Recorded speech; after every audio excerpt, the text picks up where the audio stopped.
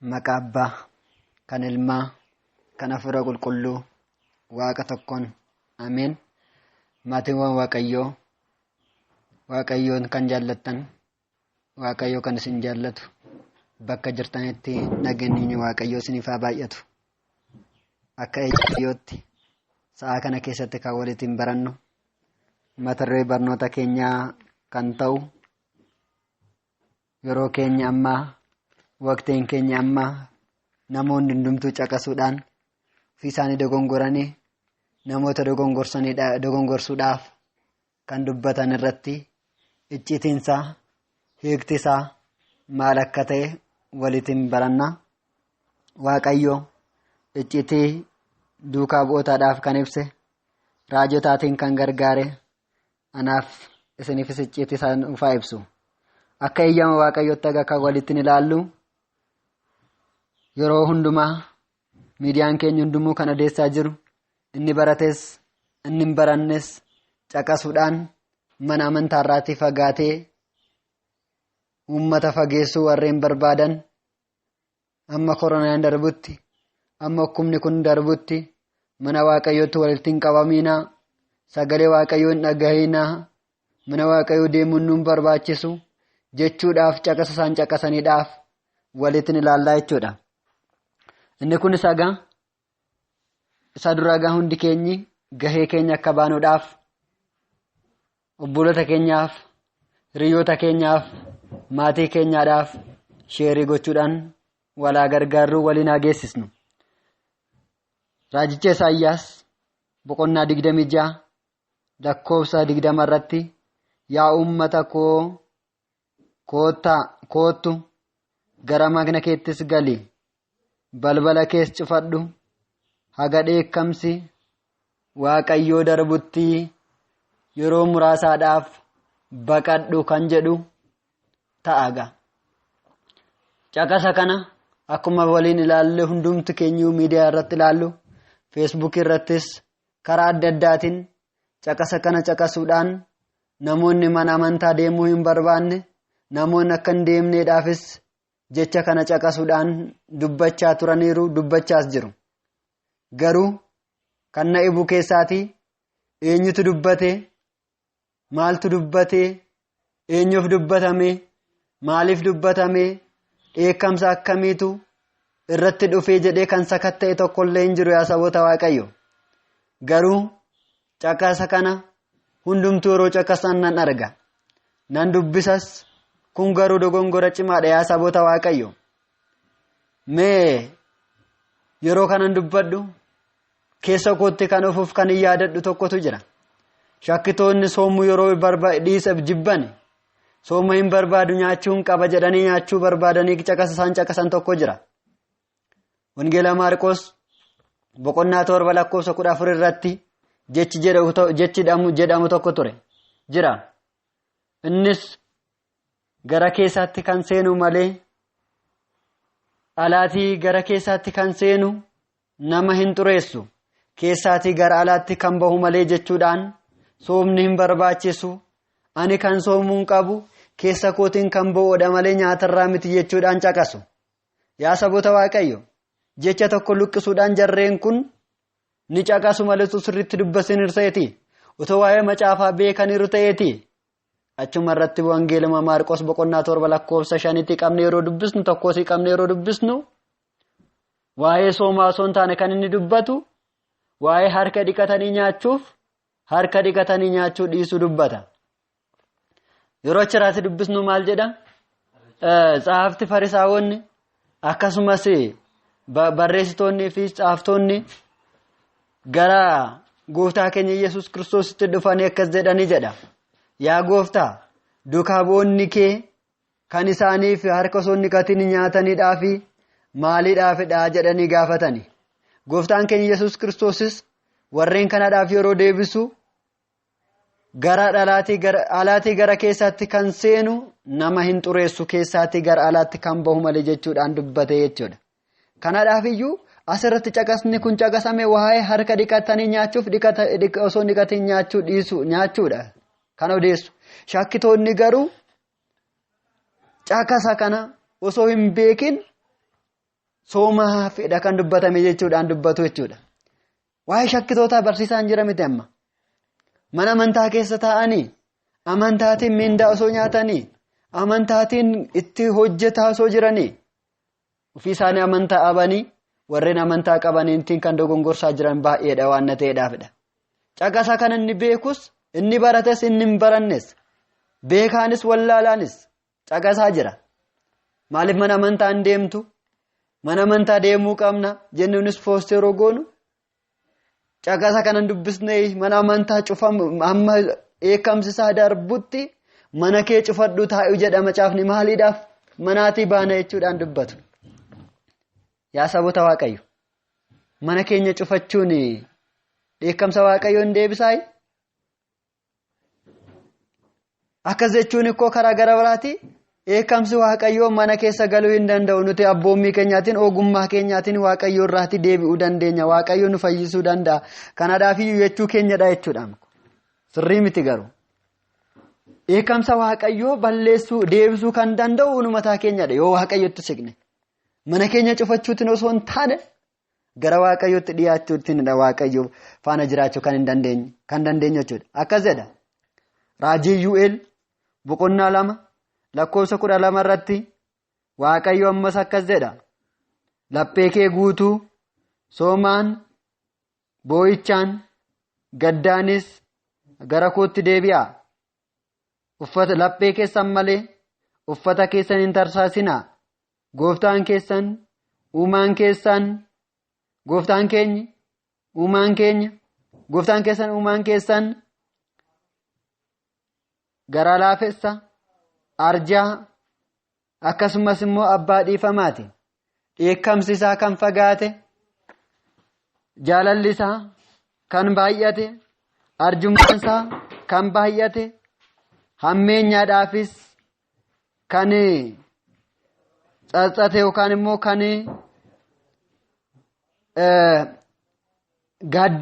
gaabbeedhaatii jedha.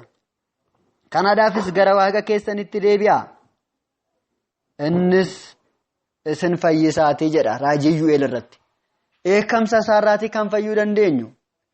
Dhugumatti dhukkubni kun eekamsadha jennee yoo beekne yoo ilaalle fayyuu kan dandeenyu Waaqayyo irraatii fagaachuutiin miti yaa saboota Waaqayyo. Fannoon gooftaa keenya Yesuus Kiristoos ungachuu dhiisuutiin miti yaa saboota Waaqayyo. Fannoon gooftaa keenya Yesuus Kiristoos nageenyi kan ittiin argame seexanni kan ittiin mo'amedha. Dhukkuba waa tokko dabarsuu hin danda'u. Akkasumas manni Waaqayyoo dhukkuba dabarsuu hin danda'u. Ija Waaqayyoo mana Waaqayyootu achi jira waan ta'eedhaaf. Kanaadhaaf iyyuu tokkoffaa mootota boqonnaa 9 lakkoofsa 3 irratti yeroo dubbisnu manni Waaqayyoo jechuun ija Waaqayyoo gurra Waaqayyoo ta'uu isaa nutti hima jechuudha. Mana Waaqayyoo yeroo dhungannu dhukkubatu nu qaba osoo hin taane ija Waaqayyoo dhunganneetu dhukkuba keenya irraatii kan ittiin fayyinudha. Seexanni garuu mana Waaqayyoo irraatii akka fagaannuudhaaf mana Waaqayyoo keessaatii akka baanuudhaaf dhukkuba koronaatiin sababeeffachuutiin hojii isaa hojjetachaa jira jechuudha. Namoonnis kana osoo hin beekin kana osoo hin hubatin maalummaa isaa osoo hin barin namoonni dogongoranii nama dogongorsan jiru. Keessumaatii abbooliin keenya yeroo ammaatti abboolitti ol dubbachuun yoo ulfaatuyyuu garuu hojiin hin hojjetamaa jiru kun waan raawwatamaa jiru kun sirrii miti. Dursee garuu macaafatu dubbateera waa'ee isaanii. Kanaadhaafidhaan isaan irratti sin murteeffamu. Isaaniidhaaf haa kadhannu saboota Waaqayyo. Abbooliin keenya warreen dhageessanis haa deebinu haa sirroofnu. Akkas jedha. Warreen namoota mana amantaa keessaa dogongorsan fi keessan dogongortanii namootaatiin dogongorsaa jirtaniidhaaf uummata Waaqayyoo mana Waaqayyoo keessaa baasaa jirtaniidhaaf kabajni Waaqayyoo akka hin beekamneedhaaf namni tsabala isaatiin akka hin fayyineedhaaf fannoo isaatiin akka hin fayyineedhaaf dhiiga isaa foon isaa dhuganii nyaatanii akka isaan hin fayyineedhaaf namoota mana isaa amantaa keessaatii orkaa warra jirtaniidhaaf akkas jedha. Wangeela Maatiyoos boqonnaa 23 eekkamsa luboota dhagaa kun mata dureen isaa jechuudha. Boqonnaa 23 lakkoofsa 1 irratti yeroo sanattis uummanni baay'ee fi duukaan boonni Waaqayyoo gara Yesuus Kiristoositti ni siqanii jedha. Akkasumas barreessitoonnii fi farisoonnis taa'umsa Waaqayyoo isaaniitiin akkas jedha. Barsiisota isaatiin, barattoota isaatiin akkasumas uummattoota baay'ee gara Yesuus Kiristoositti warra dhufaniitiin akkas isaaniin jedhe. Barreessitoonnii fi farisoonni taa'umsa Musee irra taa'aniiru jedhe. Agamma abbooliin baay'ee taa'umsa Musee irra taa'aniiru. Museen ikkoo Waaqayyo uummataatiin an balleessa jedhee yeroo dubbatetti maal jedhe Museen seera bahuu boqonnaa 32 irratti dubbisa. Waaqayyo uummata kana nan balleessaa jedhee gara Museetti dubbate. Museenis maal jedhe fuuldura Waaqayyo dhaabbate kadhaatiin dhaabbate. Yaa gooftaa uummata kana balleessuurra uummata kana miidhuurra anaatiin dursiina balleessii jedhe. Abboolittiin har'aa garuu ofii isaanis uummataaf hin kadhatan, uummanni immoo ofii isaadhaaf akka hin kadhanneedhaaf orkaa jiru. Kun dogongora guddaadha. Sirriitti dubbisaa seera Wangeela Maatiyoos boqonnaa 23 sirriitti dubbisaa. Ani 14 irratti deemeen hin dubbisa. Boqonnaa 23 lakkoofsa 14 irratti akkas jedha. Wangeela Maatiyoos boqonnaa 23 lakkoofsa 14. Isin gibbisoonni, barreessitoonnii fi farisoonni isin kadhannaa baay'ee warreen kadhattan ol deebine lakkoofsa 13 irratti kan 13 irratti yeroo dubbisnu isin gibbisoonni, barreessitoonnii fi farisoonni mootummaa Waaqayyoo uummanni akka hin galleedhaaf warreen orkitan isiniif wayyoo jedha. Isin ofii keessan hin galtani warreen galuu barbaadaniitinis warreen gara Waaqayyootti deebi'uu barbaadaniitinis isaatiinis ni orkitu jedha. Yaa saboota Waaqayyo kan hin galateeffadhu ani manni barumsaa koo kadhannaa addan kunne fannoo hungachuus hin dhiisne manni barumsaa koo eessa akka isinitti himneedhaaf ufa dhimmo akka nurratti hin cufsiisneedhaafidha. Kanaadhaaf iyyuu baay'ee namatti tola. Gammadeera. Garuu uummattoota sagalee Waaqayyoo dhabanii, uummattoota kadhachuu osoo barbaadanii orkamaniif, uummattoota fannoo Waaqayyoo dhungachuu barbaadanii osoo orkaniif waan nanatti dhagahamuudhaafidha. Akkasin geessaniidhaaf hundi keenya dammaqne sochoone gara Waaqayyootti akka deebinuudhaafidha. Agahuu hin qabnu jecha akkasii. Amantaarraa fagaadhu kan nuun jedhuutiin agahuu hin qabnu. Fannoo Waaqayyoon dhungatiin kan jedhuutiin agahuu hin qabnu. Sabala Waaqayyoo hin cuubamiin kan jedhuutiin agahuu hin qabnu.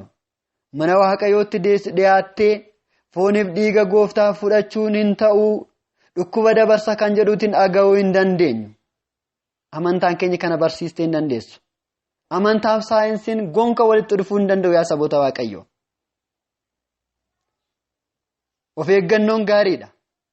Garuu mana amantaarraa fagaannee of eeggannoo akkamitti argama?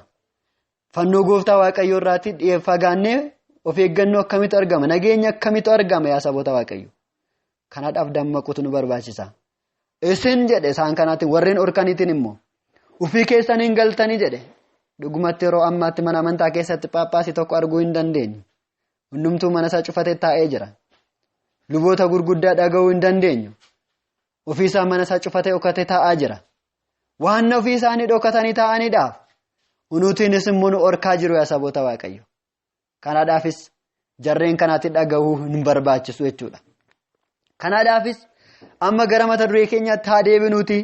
Isin yaa uummata koo jedhe dheekkamsi kun haga darbutti koottu gara mana keetti seenii balbala kees cufadhu.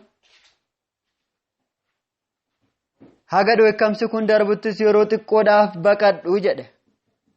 jecha kana eenyutu dubbate amma gara mata duree keenyaatti haa deebinu.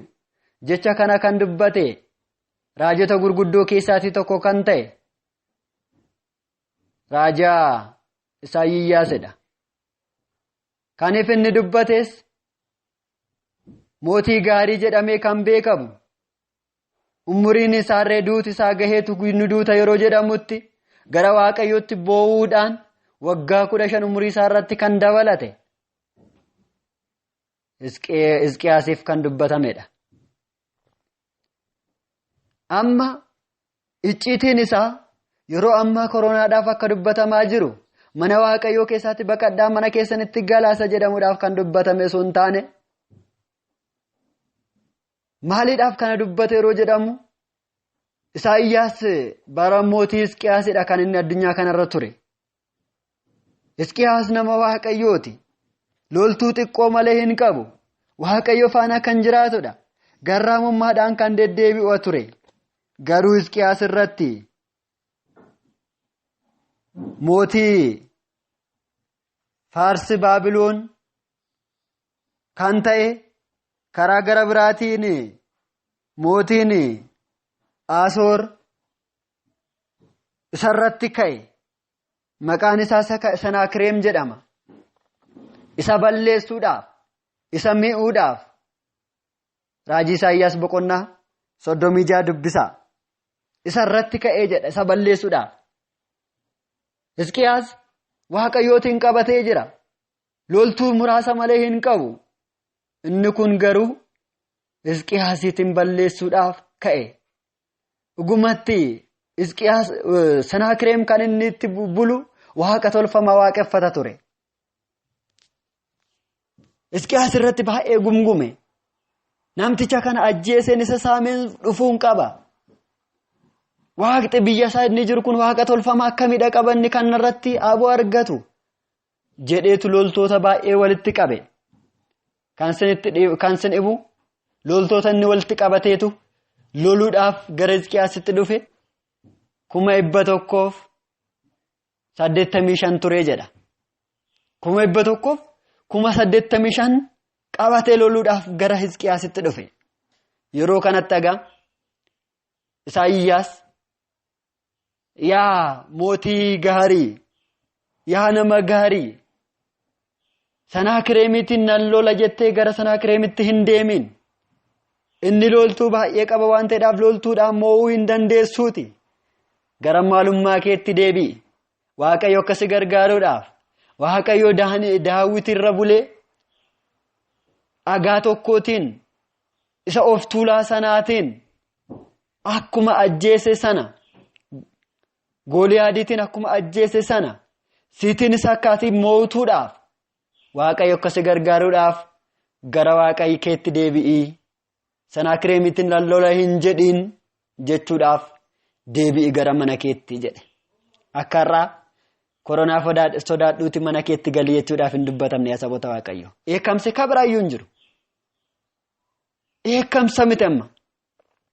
Dabalatas asirratti inniif balbala kee cufadhu jedheefi Waaqayyo eekamsa isaa Sanaakireem irratti agarsiisutti deemati gara mana Waaqayyootti deemi. Waaqa keetiin kadhadhu. Waaqa kee walitti dubbadhu. Humnaatiin miti kan isaatiin mootu. Kadhannaatiin waan isa mootuudhaaf gara Waaqayyootti deebi'ee jechuudhaaf balbala kee deemii cufadhu jedhe. Akkuma ajajame Sanaakireem Hisqiyaas hojjeteera. Raajii Isaayyaas boqonnaa 36-37 guutuu isaa dubbisaa. 37 irratti yeroo dubbisnu boqonnaa 37 lakkoofsa 1 irratti jedha. Akkasis ni ta'e mootiin Hisqiyaas kana hundumaa yeroo dhagaheetti uffata isaa ni tarsaasee jedha. Uffata gaddaas ni uffate. Gara mana Waaqayyoottis ni deeme. Kadhannaas ni godhate. Luboota fuulduras ni dhaabbate.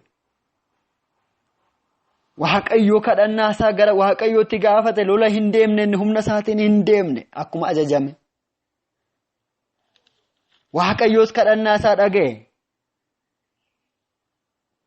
Lakkoofsa 4 irratti yeroo dubbisnu akkamitti akka kadhate hunda isaa guutuu isaa dubbisaasin. Kadhannaa isaa erga xumuree booda Waaqayyo gara Hisqiyaas ilaale.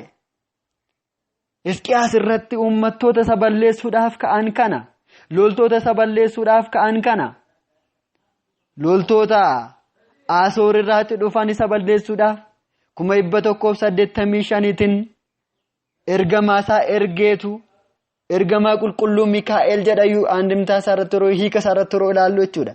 Ergamaan qulqulluun Mikaa'el seefii isaa yeroo isaanitti agarsiisu uummanni achitti walitti qabamanii jiran, loltoonni achitti walitti qabamanii jiran hundi isaanii yeroo tokkotti dhumani. Hisqiyaasis gammachuutiin mana Waaqayyoo keessa jiraatee jedha. Kanaadhaaf iyyuu nuti Waaqayyoo irraati dhukkuba kanarraati fayyuu kan dandeenyu balbala keenya cufannee miti. Mana keenya kan jedhamte mana amantaadha. Amma keessa kan jirru kun mana kiraayee saboota Waaqayyo. Osoo mana keenya taanee manduunu turre achuma keessa bara baraaf jiraanna turre. Manni keenya bara bara mana amantaati. Fayyinni kan argamu mana amantaati. Jireenyi kan argamu mana amantaattidha. Kanaadhaaf iyyuu labsiin irratti labsamaa jiru kanaatiin dhaga'uu hin qabnu yaa saboota Waaqayyo. Waaqayyoodhaaf ajajamuun wayyaa hundarra. Hundumtuu warreen aangoo irra jiranis warreen Waaqayyo isaan muuda isaanii hin beekne hojii addunyaa, fedha addunyaa, lallaba addunyaa lallabaa jiru. Mee waa tokko haa ilaalumme. Uummata Gibxiif uummata Israa'el haa ilaallu. Seera bahuu boqonnaa 12 guutuu isaa dubbisaa. Uummanni Gibxi Waaqayyo isaan irratti dheekkamsa fideetu galgala tokkotti mucaan hangafaa isaanii hundumtuun du'e. Namni tokko nama awwaalu abe akkuma amma uummanni uumaa jiru kana jechuudha. Gibxi keessa kan jiran hundumtu hangafte isaanii ni du'an. Garuu uummata Israa'el keessaatti kan du'e tokko illee hin jiru. Maaliidhaaf? Mallattoo isaaniif kenname qabatani. Akka hoolaa waggaa hin guunne akka isaan qalan. Mana tokko keessa taa'anii foonsaa akka nyaatan. Foonsaa sana guyyaa tokkotti nyaatan akka fixan. Mana tokko keessaa gara mana tokkotti akka hin deemne ajajaman. Akkasumas immoo mana isaanii irratti dhiiga hoolaa sana akka facaasan dubbatan himameefi seerri kun baheefi mallattoo kana raawwatanii fayyani. Mallattoon kun maal sinitti fakkaata? Kun fakkeenyadha. Hoolaan sun fakkeenya gooftaa keenya Yesuus Kiristoosidha. Uummanni Israa'el fakkeenya kiristaanotaati. Manni isaanii sun fakkeenya mana kiristaanaati. Dhiigni foon nyaatame sun fakkeenya dhiigaaf foon gooftaa keenya Yesuus Kiristoosidha. Dhukkuba kanarraati fayyuu kan dandeenyu. Uummata addunyaa irratti dhukkubni badu baay'achuu danda'a. Duuti baay'achuu danda'a. Du'a kana jalaati kan baanu mana Waaqayyoo irraati fagaanne osoo hin taane yaa saboota Waaqayyo. Mana Waaqayyootti dhiyaanneetudha. Mana Waaqayyoo keessaa baanee fagaanne nageenyi hin argamu. Akkuma biyya alaatti dhagahaa jirru kana uummanni meeqaaf kumaatamni dhumaa jiru kana Itoophiyaa irrattis dhufuu danda'a yoo mana Waaqayyoo keessaatti baane. Manni Waaqayyoo cufame. Hojii seexanaa akkamitti raawwanna? Manni Waaqayyoo haa cufamu akkamitti jenna waan. Nageenyi koo kan argamu mana Waaqayyoo keessattidha. Manni amantaa keenya koo addunyaan qoricha hin arganneedhaaf qoricha taateetti. Kanaafuu mana isaa keessaatti bahuu hin qabnu. Mana isaa keessa cimnee dhaabbannutu nu barbaachisa yaa saboota Waaqayyo. Kabira haa ilaallu. Raajii Yoonaas boqonnaa 1 boqonnaa 2 boqonnaa 3 irratti maal jedhame? Nanawwee irratti guyyaa 3 keessatti uummata kana nan balleessa nan isaan ajjeessaa jedhee Waaqayyo dubbate. Yoonaas deemee isaanitti dubbate. Mootii irraati eegalee haga xiqqootti maaltu ta'e? Akka sooman ajajame. Mootiin bakka barcuma isaarraa taa'umsa isaarraatti ni bu'ee jedha. Uffata kabaja isaarraatti ni dhiise, siree isaarra ni dhiise. Uffata gaddaa uffate, daaraa firfirfateetu ciise jedha. Yaa mootii amma uummata mana amantaarraatti fageessu otoo hin taane fayyinni kan argamu taa'umsa keerraatti bu'i. Nyaata nyaatu sana dhiisi. Soomaatiin gara Waaqayyootti deebi'e. Uummanni nageenya argata, jaalala argata. Kanaadhaaf iyyuu yaa saboota Waaqayyo uummata irratti kan baay'ataa jiru, dhukkubni baay'achaa kan jiru, fakkeenyota warreen nu bulchaa jiran mootii irraatti qabee haga hayyoota mana amantaatti abboolii keenyaatti kan jiru rakkina keenya irraati kan ka'edha. Uummata rakkoo uummataa miti waan ta'eedhaaf taa'umsa keenya irraati haa buunu. Siree keenya haa gadhiisnu. Lafa haa buunu. Haa kadhannu. Gara Waaqayyootti haa deebinu. Mana Waaqayyoon cufsiisina. Gara mana Waaqayyootti deebine nageenya argama. Ta'uu baannaan ammayyuu uumuun keenya hin oolu. Waaqayyoo uummata Nanawwee irratti nan isin balleessaa jedhee dubbate. Isaan garuu beeksan daa'imman harma akka hin noone jabbiin harma sa'aashii akka hin noone hundumtuu beeksisni akkasii raawwate. Beeksisa akka amma manni amantaa haa cufamu dhanne amma. Inni yeroo sanaa garuu gara Waaqayyootti haa deebinu haasofnu hundumtuu kan jedhu ture. Yeroo kanatti Waaqayyoos guyyaa sadaffaatti isaan waan soomaniidhaaf gara Waaqayyootti waan deebaniif gara mana Waaqayyootti waan deebi'aniidhaaf guyyaa sadiif halkan sadii waan soomaniidhaaf Waaqayyo isaan yaadate. Isin hin balleessa jedhee isa dubbate sana dhiiseetu nageenya isaatiin deebise. Mallattoodhaaf qofaa caafii ishee yookaan immoo daarii ishee qofaa rukuteetu deebi'e. Nutis fayyuu kan dandeenyu gara mana Waaqayyootti yoo deebinedhaati. Mana Waaqayyootti deebi'uun nu barbaachisa. Yaa abboolii koo dargaggoonni, jaarsonni, manguddoonni, hayyoonni fannoon dhungatiin akkan isiniin jedhamaa jiru kan hin dhaga'ina. Mana amantaan deemin akkan isiniin jedhu kan hin dhaga'ina. Fooniif dhiiga gooftaa hin fudhatin akkan jedhu kan hin dhaga'ina. Sabala gooftaa keenya Yesuus Kiristoos uummata meeqa kan fayyiseeru hin cuubamin akkan jedhu hin dhaga'ina. Taabota Waaqayyoo baasuun sagalee Waaqayyoo walitti qabamtanii dhaggeeffatin akkan isiniin jedhu hin dhaga'ina. Kun jecha dubbii seexanaati. Nageenyi kan argamu mana isaati. Jaalalli kan argamu mana isaati. Hundiyyuu harka isaa jira waan ta'eef gara mana Waaqayyootti haa deebinu. Keessumaatii yeroo ammaatti mana Waaqayyoo deemtanii hin kadhatina jechuuf jedhamaa jira. Eenyuun haa yaadannu? Daani'eliitiin haa yaadannu. Biyya Baabiloon keessatti yeroo booji'amee jirutti eenyullee akka hin kadhanne eenyullee gara Waaqa isaatti kadhannaan akka hin goone beeksisni beeksisamee ture. Daani'el garuu kadhannaa osoo addan qoodiin mana amantaa isaatti gara bahaa isheen fakkeeffatan gara bahaatti balbala banatee kadhata ture. Bahanni sun yeroo sana mana amantaa yoo hin turre fakkeenya mana kiristaanaati. Mana kiristaanaa deemuu keenya dhiisuu hin qabnu har'a jechuudha. Daani'el garuu kadhannaa isaa adda hin qoonne ture. Yaa mootii jedhan namoonni dhaqanii seera kee diigee jira Daani'el. Kanaadhaaf iyyuu beeksisni kennu namni kadhannaa kadhate guyyaa kana keessatti gara boolla leencotaatti darbatama jedhamee ture. Macaafa Daani'el raajii Daani'el boqonnaa 6 dubbisuu dandeessu guutuu isaa. Namni akkas godhee argame gara boolla leencotaatti ari'ama jedhamee waan tureedhaaf gara leencota sanaatti akka gatamuudhaaf beeksisni bahe. Kana raawwatee waan tureedhaaf gara afaan leencotaatti akka gatamu irratti murtaa'e. Innis deemee achi keessatti ni kadhate. Kadhannaa isaa yeroo kadhatus afaan leencotaa Waaqayyoo cufeefiitu Daani'elis bilisa baheera yaa saboota Waaqayyoo. Kadhannaa adda qooduu hin qabnu. Eenyuyyuu nurratti haa beeksisa haa baasu. Mana amantaarraa fagaachuu hin qabnu. Eenyullee beeksisa nurratti haa baasu.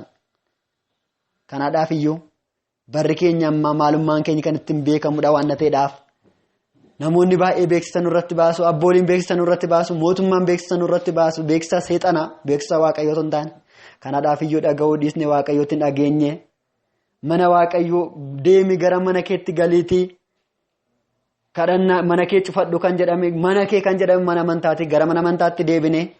Waaqayyo dhukkuba kanarraati eekamsa kanarraati akka nu fayyisuudhaaf gara Waaqayyootti deebine koolutti gallee yoo duunes yoo fayyines mana kee keessatti nuuf fayya jennee duutiin ooluuti gara mana Waaqayyootti gallee cimnee daran isa durirra baay'isnee Waaqayyootiin kadhanneetu aaltummaa mootummaas akka